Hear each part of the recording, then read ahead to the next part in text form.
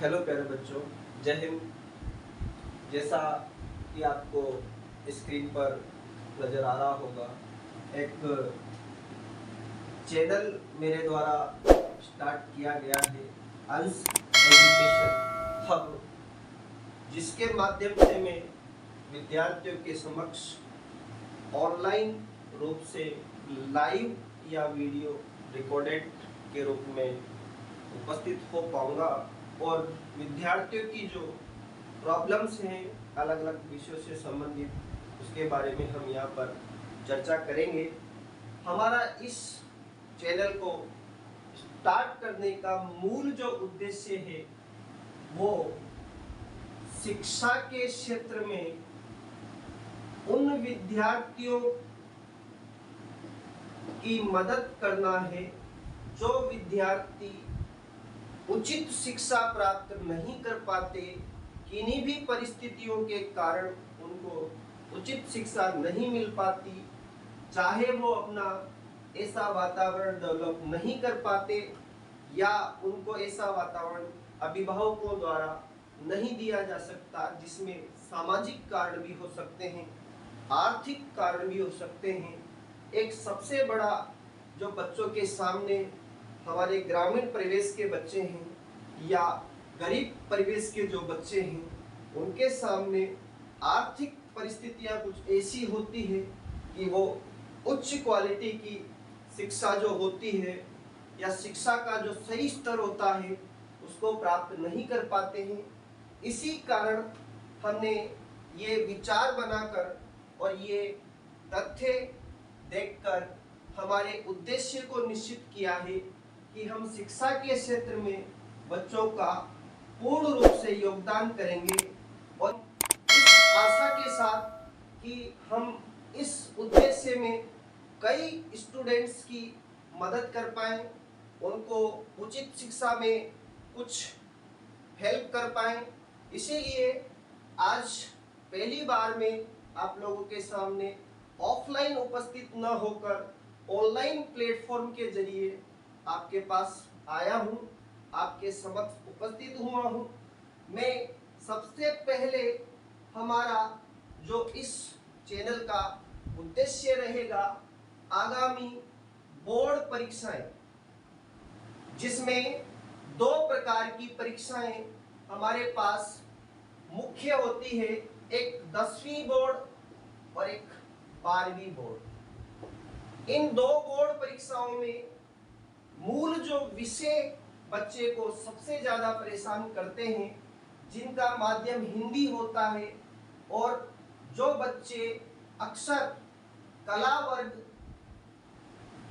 जो बच्चे अक्सर 12वीं में कला वर्ग के विषय को चूज करते हैं, उन बच्चों के सामने उनकी अंग्रेजी भाषा का जो पेपर होता है, उस पेपर से संबंधित जो समस्याएं हैं हम उनकी बात करेंगे इस चैनल के माध्यम से। 10वीं में हमारा मूल जो विषय रहेगा वो गणित और अंग्रेजी रहेगा, जिनके कई सारे प्रॉब्लम्स हम ऑनलाइन रूप से उपस्थित होकर या रिकॉर्डेड वीडियो के माध्यम से हल करेंगे। हम इस चैनल को प्रारंभ करने के लिए सिर्फ हमारे लिए एक मूल उद्देश्य यही लेकर आए हैं कि हम यहाँ से एक उच्च क्वालिटी की सटीक और सही शिक्षा दे सकें, किसी भी विद्यार्थी से कोई भी भेदभाव किए बिना यहाँ वो शिक्षा प्राप्त कर सके। बोर्ड परीक्षाओं के अलावा हमारे पास कुछ प्रतियोगी परीक्षाएं भी होती है।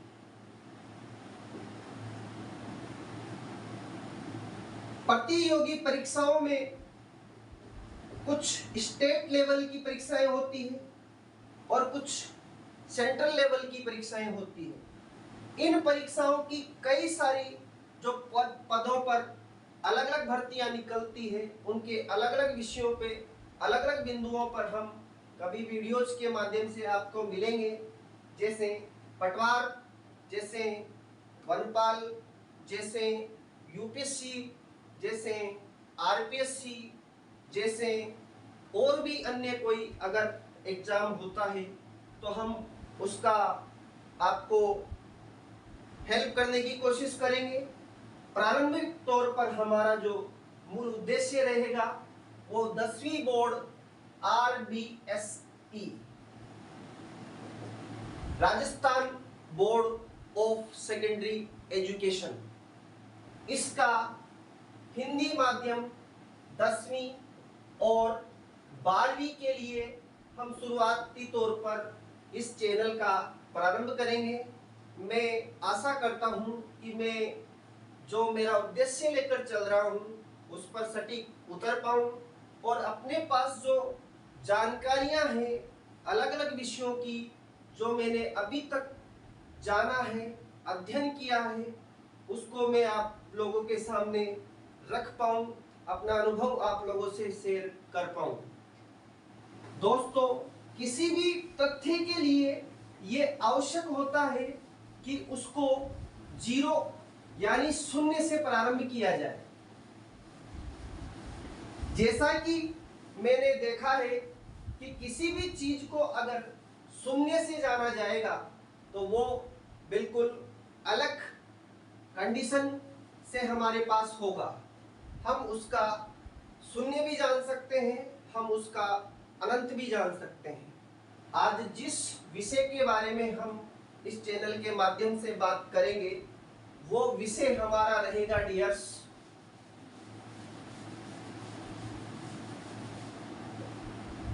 गणित, जिसको अंग्रेजी में अगर कहें तो हो जाता है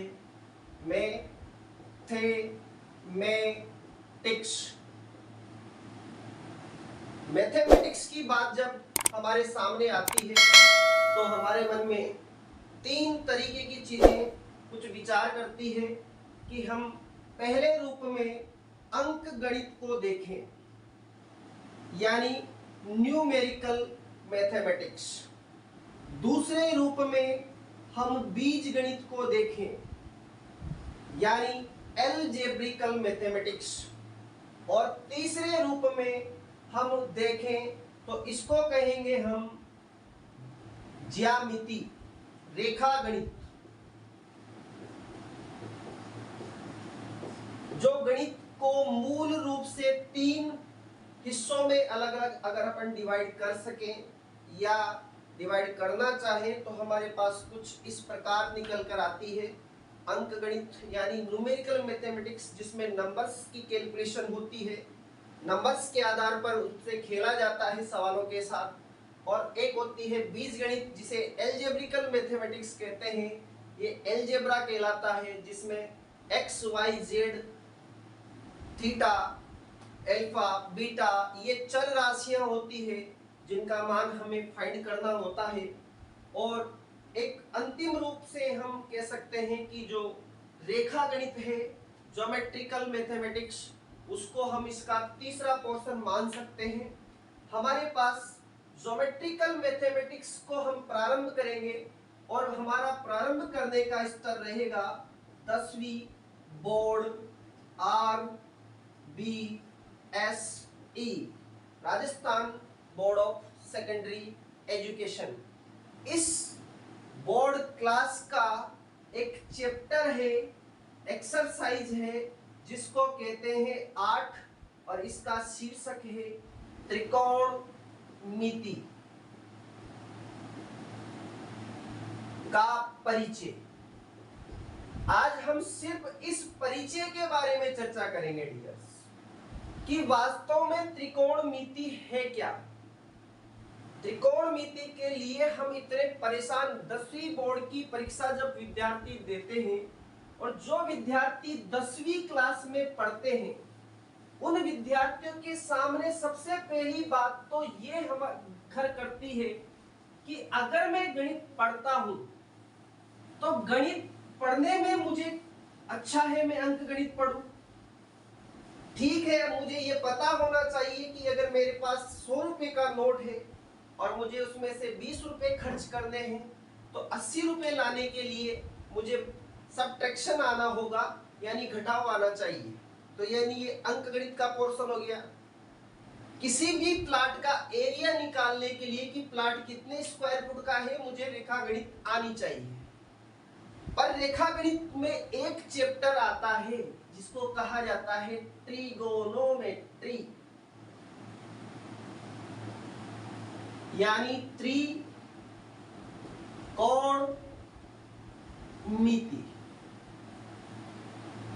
क्या है?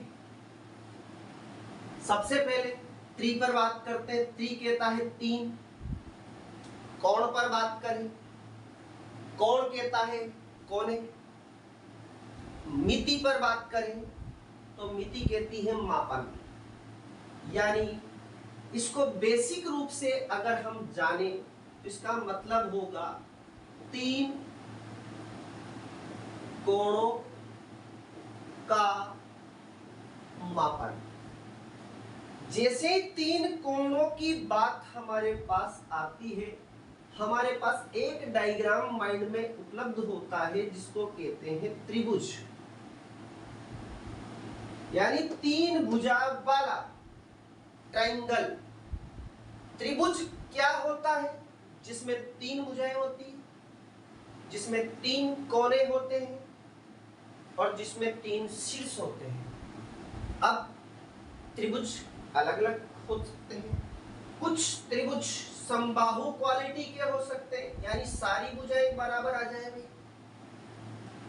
कुछ त्रिभुज विषमबाहु क्वालिटी के हो सकते हैं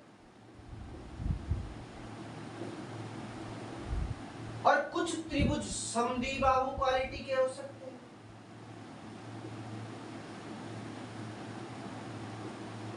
अगर हम कोणों के आधार पे देखें तो कुछ त्रिभुज न्यून कोण हो सकते हैं,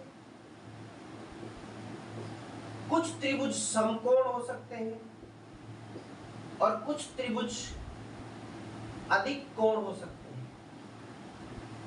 इनकी विशेष चर्चा हम जब रेखागणित का ज्यामिति पोर्शन पढ़ेंगे उसमें पढ़ेंगे कि कोण कितने प्रकार के होते हैं, कौन सा कोण कैसा होता है, किस प्रकार इनके थ्योरम्स चलते हैं, प्रमेय चलते हैं। उसकी बात हम थोड़ा सा ज्यामिति बिंदु में करेंगे। हमारे पास अभी जो टॉपिक है, जो शीर्षक है, वो है त्रिकोणमिति। और डियर, त्रिकोणमिति का संबंध सिर्फ एकमात्र त्रिभुज से है, उसको कहते हैं समकोण त्रिभुज। समकोण त्रिभुज बनता कैसा है, दिखता कैसा है, इस बात को अपन को समझना है। तीन कोणों को मापना, ऐसे थोड़ी कि हम रास्ते चल रहे तीन कोने दिखाई दे दिए, माप लो भाई, त्रिकोणमिति लगा दो यहाँ पे। सबसे पहली हमें ये चीज ध्यान रखनी है कि त्रिकोणमिति जब भी हम देखेंगे तो उसमें एकमात्र त्रिभुज बनेगा जिसको कहते हैं समकोण त्रिभुज, यानी राइट एंगल ट्रायंगल। यानी जिसमें एक कोण तो कम से कम 90 डिग्री का होना चाहिए। क्या बनेगा भैया? एक कोण तो कम से कम कितने डिग्री का होना चाहिए? 90 डिग्री का। यानी अगर किसी त्रिभुज का एक कोण 90 डिग्री है तो उस त्रिभुज को कहा जाता है समकोण त्रिभुज। और 90 डिग्री का मतलब अगर किसी भी त्रिभुज में ऐसा डिब्बा बना हुआ दिखाई दे आपको वर्ग की तरह का, तो सोच लेना कि ये वाला जो कोण है ये कितने डिग्री का है? 90। और 90 डिग्री का कोण क्या कहलाता है? समकोण, राइट एंगल। अब हम इस त्रिभुज का जब अध्ययन करते हैं तो हमारे मन में एक महाशय का नाम आता है, पाइथागोरस प्रमेय। ये प्रमेय जिस महाशय ने दिया था उस महाशय का नाम था पाइथागोरियन।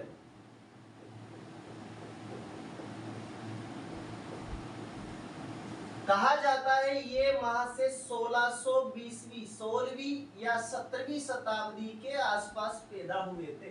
अब अगर आज की बात करें तो लगभग 400-500 साल पहले। एक और नाम हमने सुना है जो मैं मेरे जानकारी के आधार पर आपको बताना चाह रहा हूं। भारतीय एक गणितज्ञ था बोधायन। एक प्रमेय है बोधायन प्रमेय के नाम से।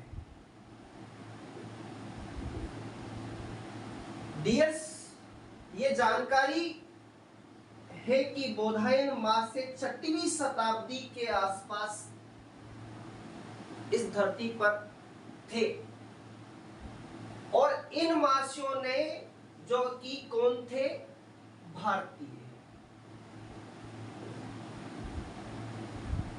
इन्होंने एक प्रमेय दिया था बोधायन और इन्होंने कहा था, क्या कहा था, कि एक समकोण त्रिभुज की सबसे बड़ी भुजा पर बने वर्ग,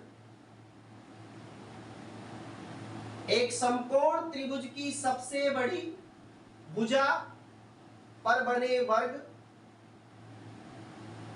का क्षेत्रफल उसकी अन्य दोनों भुजाओं पर बने वर्गों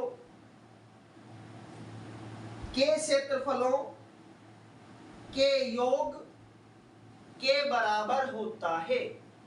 किसने कहा था? बोधायन। क्या कहा था? कि एक समकोण त्रिभुज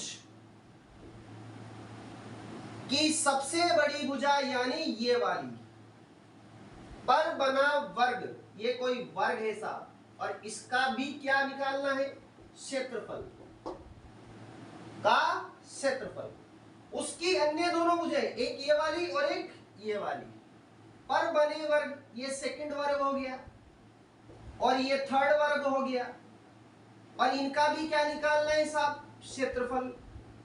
और इस क्षेत्रफल को भी क्या करना है साहब? प्लस करना है। तो जोड़ देंगे तो इसके बराबर आ जाएगा। ये कौन कहता है?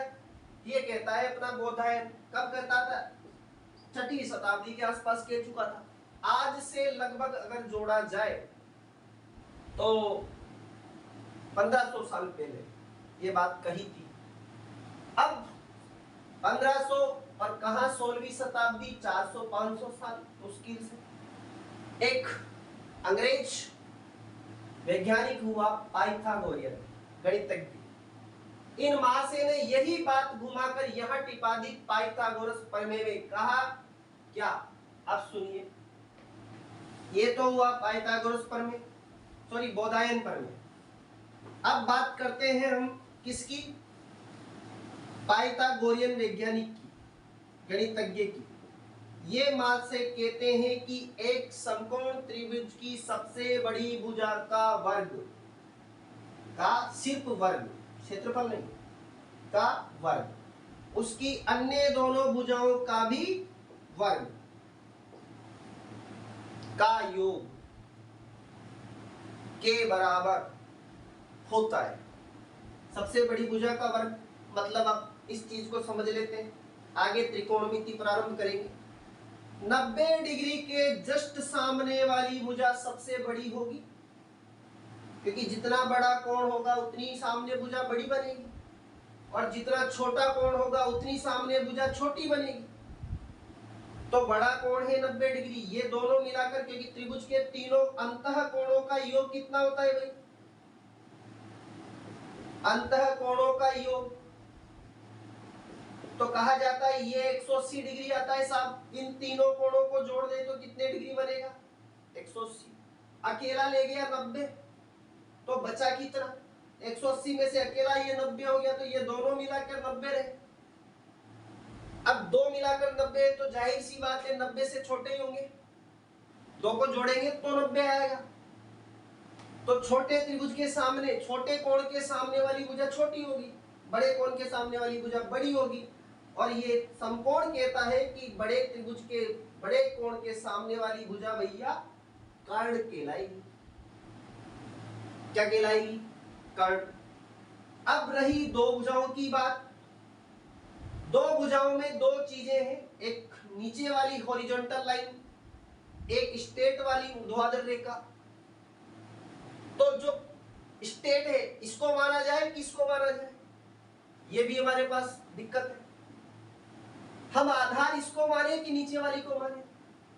लंब इसको माने कि इसको माने? इसको माने कि इसको माने? ये भी हमारे पास सबसे बड़ी समस्या पैदा हो रही है। तो अब आती है आपकी त्रिकोणमिति की बारी। ये कहता है कि एक कोण तो हमने भैया देख लिया कि 90 है, एक की चर्चा तो उसने कर दी। अब दूसरे कोण जो बचे, एक तो ए वाला बचा, एक सी वाला बचा, इन दोनों में से वो किस कोण के बारे में कह रहा है? वो कह रहा है कि ए के बारे में। तो भाई अगर उसने ए कहा तो उसके सामने वाला लंब हो जाएगा। अगर वो ए नहीं कहकर कह रहा है सी, तो उसके सामने वाला लंब हो जाएगा। तो भाई जिस भी कोण की वो चर्चा करेगा, जैसे उसने कह दिया कोण सी बराबर एक्स,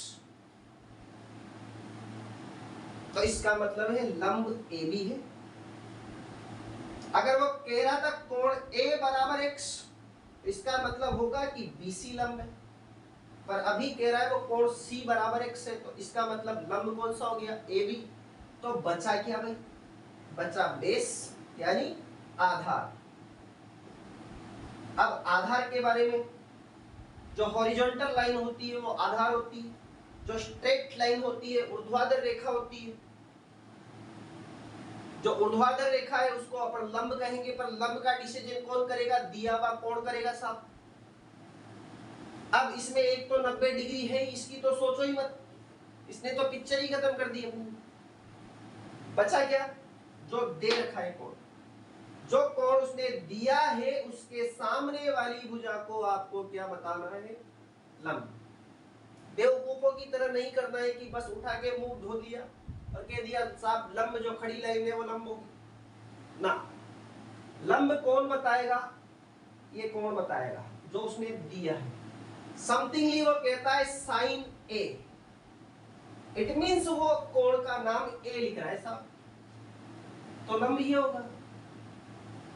अगर वो यहां कहता है साइन सी, इसका मतलब है वो सी की बात कर रहा है, सी के सामने वाली भुजा अपने को लंब माननी। तो ये होता है एक समकोण त्रिभुज की समझ विकसित करना। यानी समकोण त्रिभुज में आपको तीन चीजें नजर आई। एक चीज जो सबसे बड़ी भुजा है उसको हम कर्ण कहेंगे। दूसरी चीज जो दिया गया थीटा है, यानी जो भी कोण उसने दिया हुआ है उसके सामने वाली भुजा को हम लंब कहेंगे। और तीसरी चीज जो उसने बची हुई भुजा है उसको क्या मान लिया? आधार मान लिया। अब हमारे पास त्रिकोणमिति प्रारंभ करने के लिए एक शब्द है कि हमें तीन चीजें देखनी है। तीन चीजों के बारे में जानकारी लेनी है। जैसे हमारे पास तीन नाम निकलकर सामने आते हैं।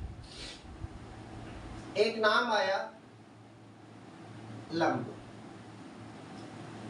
जिसे इंग्लिश में कहते हैं परपेंडिकुलर यानी पी।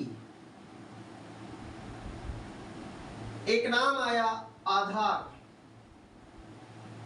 जिसे इंग्लिश में कहा जाता है बेस यानी बी। और एक नाम आया कर्ण, जिसे इंग्लिश में कहा जाता है हाइपोटेन्यूस यानी कर्ण, सबसे बड़ी भुजा। इन तीन चीजों के अपने को कॉम्बिनेशन करने हैं। कॉम्बिनेशन कैसे? किन्हीं दो को मिलाकर एक नाम देना है। सब नाम कैसे दे? सब लंब और आधार को मिला दो एक बार, दो को एक बार मिलाना है। एक बार मिला दो आधार और कर्ण को, और एक बार लंब से किसको मिला दो? कर्ण को। कितने कॉम्बिनेशन बनेंगे? तीन बनेंगे। पहले किसको मिलाया हमने? पहले साथ मिलाया हमने लंब के साथ, किसको मिला दिया? आधार को। सेकंड नंबर पे हमने किसको मिलाया साहब? आधार के साथ कर्ण को। और थर्ड नंबर पे किसको मिलाया साहब? लंब के साथ कर्ण को। अब जैसे मान लो कोई नाम है, क्या नाम है, जैसे पीपल बोल देते हैं, जैसे हाथी बोल देते हैं, कोई भी चीज। इस नाम का कोई साइंटिफिक नाम है या नहीं? साइंस अपने नाम अलग रखती है भाई। तो ऐसे ही अंकगणित ने क्या कहा कि आपने ये कॉम्बिनेशन किया लंब का आधार के साथ, मैं एक काम करता हूं, इसको हमेशा 10 कहूंगा, टेंगेट्स। दूसरी क्या कही साहब आपने? दूसरा कहा कॉम्बिनेशन आधार का कर्ण के साथ, मैं इसको हमेशा कोस कहूंगा, कोज्या। और लंब अगर कर्ण के साथ कॉम्बिनेशन हो रहा है तो उसको मैं साइंजिया कहूंगा, साइन। तो 3 नाम हमारे पास ऊपर कर आ रहे हैं। अगर लंब का कॉम्बिनेशन कर्ण के साथ होता है तो उसको क्या नाम दिया जा सकता है? साइन। यानी या तो आपके पास लंब हो, कर्ण ना हो, यानी लंब दे रखकर वो अगर कर्ण पूछता है तो हम क्या कहेंगे? साइन का मामला चल रहा है। अगर वो आधार देकर कर्ण पूछ रहा है तो हम क्या कहेंगे? कोस का मामला चल रहा है। और अगर वो लंब देकर आधार पूछता है तो हम कहेंगे टेन का मामला चल रहा है। अब हमारे मन में ये विचार आया, हम इसको लंब और आधार ही क्यों पढ़े सर? हम इसको आधार और लंब भी कह सकते हैं। कहने में क्या जा रहा है? तो बात तो यहां भी सही है। अब जब इनसे हम आधार और लंब कहेंगे तो इसको कह देंगे कोट। पहन लो भाई, बढ़िया क्वालिटी का कोट रहेगा, आधार और लंब दोनों साथ में। इसके बाद कर्ण और आधार जब हम नाम लेंगे, पहले किसका नाम लेंगे? कर्ण, फिर किसका नाम लेंगे? आधार। यानी कर्ण के बटे में अगर आधार कहेंगे तो इसको कह देंगे अपन क्या? सेक। और ऐसे ही कर्ण के बटे में अगर लंब कहेंगे तो इसको कह देंगे हम कोसेक। नाम हो गए 6। टेन रिवर्स में हो गया कोट, कोस रिवर्स में हो गया सेक, और साइन रिवर्स में हो गया कोसेक। तो हमें 3 कॉम्बिनेशन यहां पे मिलते हैं। एक मिलता है साइन, दूसरा मिलता है हमारे पास कोस, और तीसरा मिलता है हमारे पास टेन। जब हम इनको उल्टा पढ़े, जब हम इनको कैसे पढ़ेंगे? उल्टा। यानी भाई अगर लंब है और उसका कॉम्बिनेशन है कर्ण तो ऊपर तो आ जाएगा साइन, और इसका उल्टा पढ़ने पर हो जाएगा कोसेक। जब आधार है और कॉम्बिनेशन है कर्ण के साथ तो इसको आधार कर्ण पढ़ेंगे तो कह देंगे कोस, और जब कर्ण आधार पढ़ेंगे तो कह देंगे सेक। इसी प्रकार अगर लंब के साथ कॉम्बिनेशन बनता है किसका? आधार का, तो इसको ऐसे पढ़ेंगे लंब आधार तो कह देंगे टेन है भाई, और ऐसे पढ़ेंगे आधार लंब है तो कह देंगे कोट है भाई। तो ये हमारे पास एक टेबल बनकर निकलती है जिसमें हम कह सकते हैं लंब को कहा जाता है परपेंडिकुलर, कर्ण को कहा जाता है हाइपोटेन्यूज, आधार को कहा जाता है बेस, कर्ण को कहा जाता है हाइपोटेन्यूज, लंब को कहा जाता है परपेंडिकुलर, आधार को कहा जाता है बेस। एक टेबल बन गई PBP बटा HHB। ये होता है साइन, ये होता है कोस, ये होता है टेन, ये होता है कोसेक, ये होता है सेक, और ये होता है कोट। तो हम इस प्रकार इनके मान याद रख सकते हैं। अगर हम कहें नहीं साहब हमें तो देशज बताओ, जैसा कि भारत की सरकार भी यही कह रही है कि विद्यार्थियों को जितना हो सके उतनी शिक्षा उनकी मातृभाषा यानी आपस में बोली वाली जाने वाली भाषा में दो, तो हम कह देते हैं लंब को कह दो, लंब को कह दो लाल, इसके बाद कर्ण को कह दो कप, इसके बाद आधार का A, कर्ण का K, फिर इसके बाद लंब का L और कर्ण का आधार का A। हमारे पास एक टेबल बनती है बहुत बढ़िया वाली जिसको कहते हैं लाल बटा का। लाल लंब कर्ण साइन, आधार कर्ण कोस, लंब आधार टेन। सब कर्ण लंब पढ़े हम तो कोसेक बोल दे भाई, कर्ण आधार पढ़े हम सेक बोल दे भाई, आधार लंब पढ़ेंगे हम तो पढ़ ले भाई कोट के कोट पहन दे तू, और क्या पढ़ेगा। तो इस प्रकार हम ट्रिग्नोमेट्री की जो बेसिक चीज है कि साइन का रिवर्स कौन होता है, सॉरी कोसेक। इसके बाद हम कहें कोस का मान कितना होता है तो हो जाता है बटे में सेक। तो हम यहां से इनके मानों को थोड़ा सा विदित कर लेते हैं। आज हमारा जो प्रयास रहेगा, अगर साइन थीटा की बात करें तो इसका मान होता है 1 बटा कोसेक थीटा। अगर हम कोस थीटा की बात करें तो इसका मान होता है 1 बटा सेक थीटा। अगर हम टेन थीटा की बात करें तो इसका मान होता है या तो साइन थीटा में भाग 2 किसका, कोस का, या लिख दो 1 बटा कोट। दो मान हो गए भैया, ये दो दो लेके चल रहा है अकेला आदमी। इसके बाद दूसरी चीज भाई, साइन का बता दिया, कोसेक को बटे में डाल दो, बटे में लिख रहा है ऑटोमेटिक।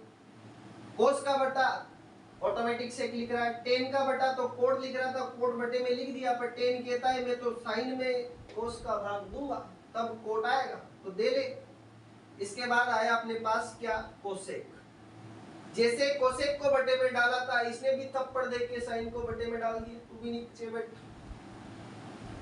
जैसे कोस ने सेक को नीचे डाला था तो सेक ने भी कह दिया तू भी चल नीचे भैया, ये इसका बटा हो जाएगा। और कोट में कौन बटा चला जाएगा, टेन चला जाएगा साहब। या ये कह देगा ना, उल्टा कर दो आप यहां को, कोस थीटा बटा साइन थीटा। तो ये कुछ नॉर्मल सी हमने बात करी आज यहाँ पर कि ट्रिग्नोमेट्रिकल शुरुआत जो हम करेंगे, नॉर्मल चीजें, आप चाहें तो इनको स्क्रीनशॉट भी ले सकते हैं या याद भी रख सकते हैं और उतार भी सकते हैं। अब आज जिस क्वालिटी के क्वेश्चंस की बात हम करेंगे त्रिकोणमिति में, वो किस प्रकार के क्वेश्चन रहेंगे उनको देखते हैं। बहुत नॉर्मल कंडीशन हमें ये ध्यान रखनी है कि उन क्वेश्चनों को कैसे देखें। ये क्वेश्चन बच्चों को थोड़ा सा परेशान करने के लिए बनाए जाते हैं कि बच्चा कुछ अपने आप में एप्टीट्यूड हासिल करे, बच्चे का इतना एप्टीट्यूड हो कि वो इन क्वेश्चनों में दी हुई समस्या को समझ सके। हमारे पास एक क्वेश्चन प्रेजेंट होता है, अक्सर देखने को मिलता है कि एक त्रिभुज ए बी सी में एंगल बी इक्वल 90 डिग्री है तथा साइन सी इक्वल 3/5 है, तो त्रिकोण मिति के अन्य अनुपातों को ज्ञात कीजिए।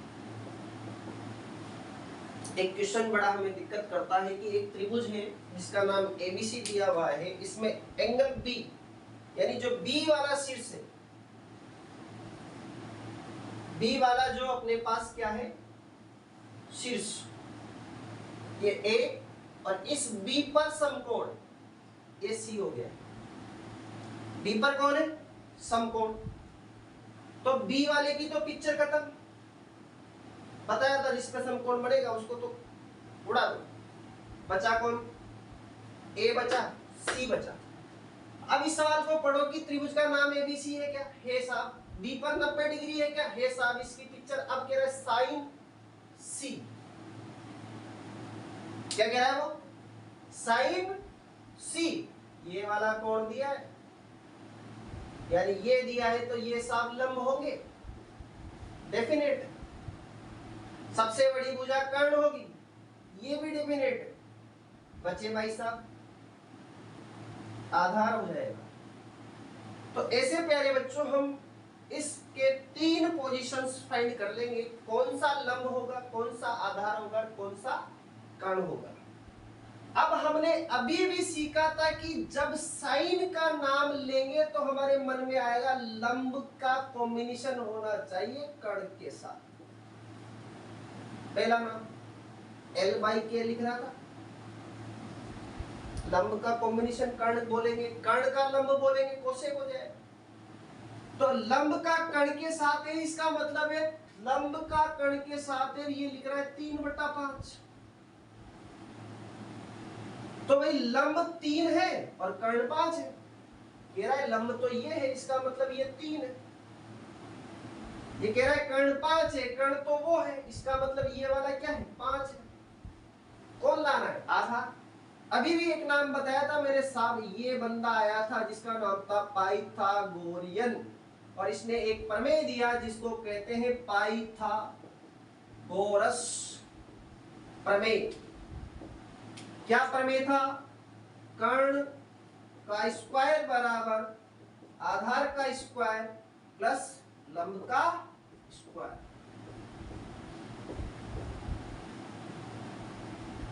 कर्ण का वर्ग कर दो, आधार का भी कर दो, लंब का भी कर दो। आधार लंब वाले को जोड़ दो तो कर्ण वाले के बराबर हो जाएगा। ठीक है साहब, हम मान रख लेते हैं, हमारे पास कर्ण कितना है, 5, हमने मान रख लिया। अच्छा आधार कितना है, नहीं है साहब, आधार को ऐसे ही छोड़ दो। अच्छा नाम लिखना चाहो भुजा का, BC लिख सकते हैं यहाँ पे। नाम अगर आप लिखना चाहें भुजा का, क्योंकि नाम से थोड़ा सा बोर्ड परीक्षाएं विशेष ध्यान देती है, BC लिखा जा सकता है क्योंकि आधार का नाम हमारे पास BC है। इसके बाद लंब दे रखा है कितना है, 3। 5 का जब वर्ग करेंगे कितना हो जाएगा, 25। BC का वर्ग हमारे पास है ही नहीं, इसको छोड़ दो। 3 का करेंगे कितना हो जाएगा, 9। अब ये तो हो गई अचर राशि, ये हो गई अचर, ये भी हो गई अचर, ये इसके पाले में बैठी भी गलत है, तो इसको अचर की तरफ भेजो। तो जब कोई राशि बराबर क्रॉस, यहां से उठ के इधर आएगी, इधर आते इसने क्या क्रॉस कर दिया, बराबर। जब कोई राशि बराबर क्रॉस करती है तो अपने साथ जो सिंबल होता है उसको नेगेटिव शो कर देती है। प्लस है तो माइनस हो जाएगा और माइनस है तो प्लस हो जाएगा। किस कंडीशन में होगा, जब राशि ने बराबर क्रॉस किया, पार किया। तो चलो भाई ये माइनस हो गई, हमारे पास इधर बचा BC स्क्वायर। अब यहां के बाद क्या होना है, हमें घटाना है, 25 में से 9 हो जाएगा 16, इधर हो जाएगा BC स्क्वायर। जैसे हमारे पास BC में लगा हुआ था स्क्वायर, इधर था 16, इस स्क्वायर को हटाओ, यहां लगाओ तो यहां लग जाएगा रूट। जब एक तरफ से स्क्वायर हटाते हैं तो दूसरी तरफ रूट लग जाता है, अगर दूसरी तरफ से रूट हटाते हैं तो एक तरफ स्क्वायर लग जाता है। तो 16 का रूट जब निकालते हैं तो आंसर आता है 4। इसका मतलब बेसिकली हो गया कि आधार कितना है, 4 है। अब डियर हमसे ये सवाल कह क्या रहा है, तो त्रिकोणमिति के अन्य अनुपात को ज्ञात करो। अन्य अनुपात बचा कौन, एक तो उसने दे दिया साइन, हमने नाम कितने पढ़े थे, साइन के साथ पढ़ा था कोस, एक पढ़ा था टेन, एक पढ़ा था कोट, एक पढ़ा था कोसेक और एक पढ़ा था सेक। क्लियर। साइन के साथ नाम क्या दिया, सी, सब जगह सी टेप दो, पर ये सी। अब कोस, जैसे साइन को कहा था लंब कर्ण, कोस को क्या कहा था, आधार कर्ण। अच्छा टेन को क्या कहा था, लंब आधार। अच्छा कोट को क्या कहा था, टेन का उल्टा आधार लंब।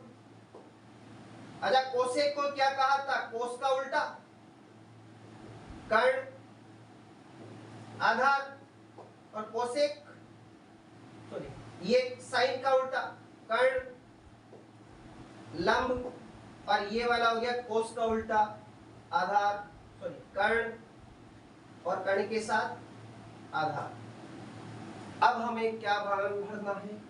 आधार कितना है भैया 4, कर्ण कितना है भैया 5, लंब कितना है भैया 3, आधार कितना है भैया 4, आधार का उल्टा ये 4/3, ये कर्ण ऊपर कितना है 5, लंब कितना है 3, कर्ण कितना है 5, आधार कितना है 4, ये सभी मान त्रिकोणमिति के अन्य हो गए। तो इस प्रकार इस सवाल को डील किया जाता है। हमें पाइथागोरस जो प्रमेय है उसका उपयोग करना होता है। क्या पाइथागोरस थ्योरम है, इस चीज को अपने को विशेष ध्यान रखना है। ये कई बार बोर्ड परीक्षाओं में अपनी मदद करता है। अलग अलग जगह पर बैठे हुए अलग अलग सवालों को सोल्व करने में हमारे ये बहुत उपयोगी है। इसके बाद हमें इसमें विशेष ध्यान रखने योग्य बात जो होती है कि वो किस कोण की चर्चा कर रहा है, किस कोण के बारे में हमसे कहना चाह रहा है, उस पर विशेष ध्यान देना है। और सबसे पहले लंब का डिसीजन करना है और उसके बाद हमें आगे सवाल को बढ़ाना है। आप चाहें तो इस सवाल को पॉज करके बार बार देख सकते हैं, आप चाहें तो इस सवाल का स्क्रीनशॉट ले सकते हैं, और आप चाहें तो इस सवाल को कितनी ही बार पॉज कर करके देख सकते हैं। इसी टाइप का मैं एक अन्य सवाल आप लोगों के सामने रख रहा हूं। ये हमारा आज इसका बेसिक जो था, त्रिकोणमिति में बेसिक से जो सवाल बनते हैं उस बेसिक सवाल को हल करना था, उसको आप लोगों के सामने रखना था। हम इस चैप्टर का जो दूसरा भाग पार्ट 2 लाएंगे, उस पार्ट 2 में इसके आगे की जानकारी हम रखेंगे आप लोगों के सामने। हमें बस ये बताना है, एक सवाल आप लोगों के लिए मैं आज छोड़कर जा रहा हूं, जिस सवाल को आप लोग हैंडल करें और सवाल का आंसर निकालने की कोशिश करें। ये कह रहा है एक समकोण त्रिभुज ABC में एंगल A पर समकोण है तथा cos B बराबर 6/10 है। तो